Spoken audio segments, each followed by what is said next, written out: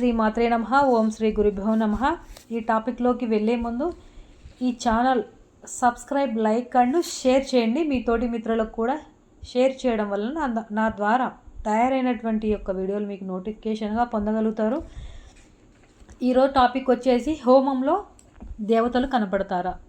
నిజం. మనం చేయాల్సినంత మేరకు హోమం చేస్తే హోమం చేసే వాళ్లకు చెప్పవలసిన ముఖ్య విషయం ఏమిటంటే 5 మాలలు 10 మాలలు చేశాము అంటే శక్తి పుట్టదు. దేవతను అగ్నిని ఆవాహన చేసి అగ్నితో అనుసంధానం చేసి హోమాన్ని ప్రారంభిస్తాం.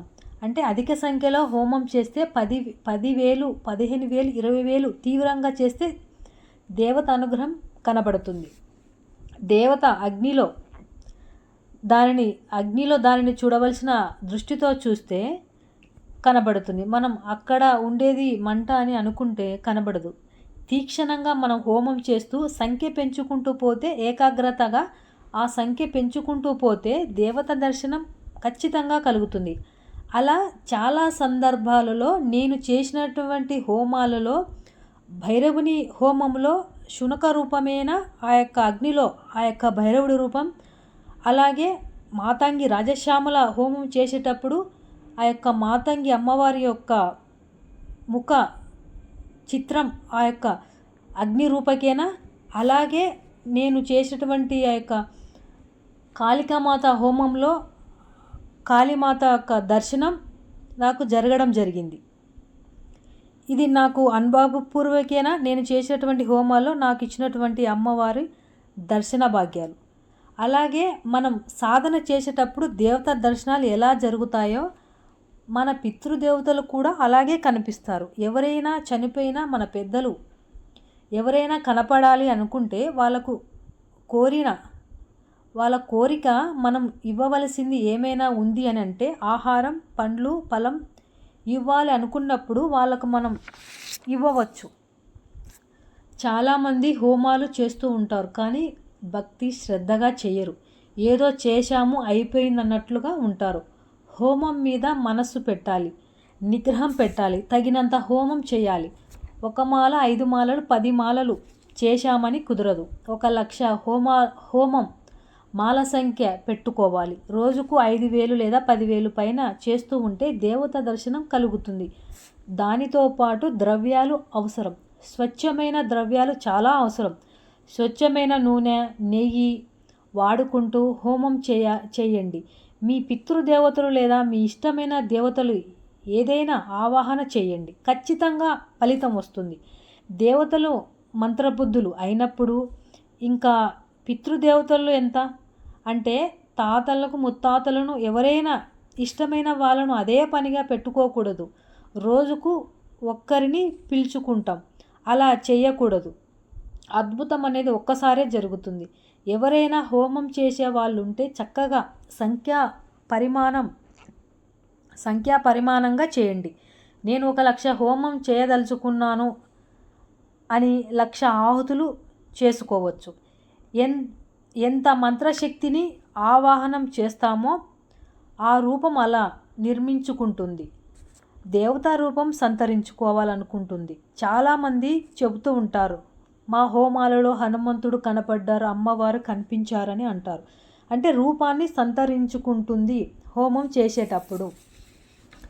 పూర్తి రూపం సంతరించుకునేందుకు మాత్రం జపం చేయాలి.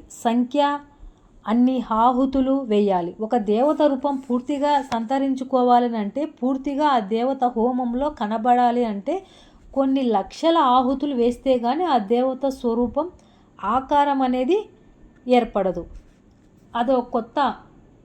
అదేదో కొంత భాగమే ఏర్పడుతుంది. అలాగే హోమం చేసేటప్పుడు ఒక దేవతతో ఒక దేవతా లోకాన్ని బట్టి ఆహుతులు వేయాల్సి ఉంటుంది. మళ్ళీ పితృదేవతలు 5,000 లేక 10,000 చేస్తే సరిపోతుంది. కానీ దేవతలు అలా కాదు. దూరమైన లోకాలలో కొన్ని కోట్ల యోజనలలో ఉంటారు. అక్కడికి మన మంత్రం వెళ్ళి వాళ్లకు తెలియజేసి వచ్చి మనకు ఆకారం కనపడాలంటే సమయం పడుతుంది. ఆ సమయం కోసం ఎదురు చూస్తూ హోమం చేయాలి. అప్పుడు అమ్మవారి పూర్తి రూపం సంతరించుకుంటుంది,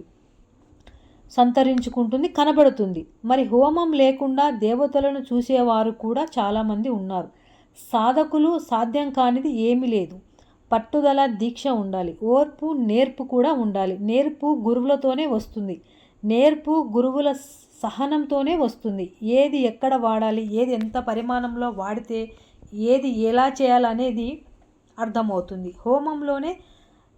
హోమంలోనే సాధనలోనే అనుభవపూర్వకమైనటువంటి గురువుల దగ్గరను నేర్చుకుంటాం.